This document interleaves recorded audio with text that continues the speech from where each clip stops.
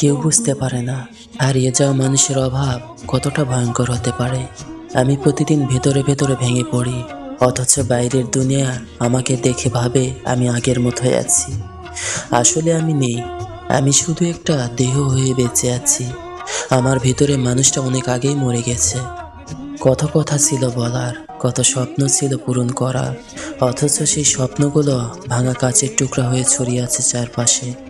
যতই আমি পা বাড়াই সামনে, ততই সেই টুকরোগুলো আমাকে আঘাত করে, রক্তাক্ত করে। জানো, ভালোবাসা হারানোর যন্ত্রণাটা কত কষ্টের?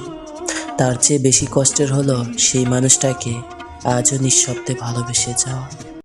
ধন্যবাদ।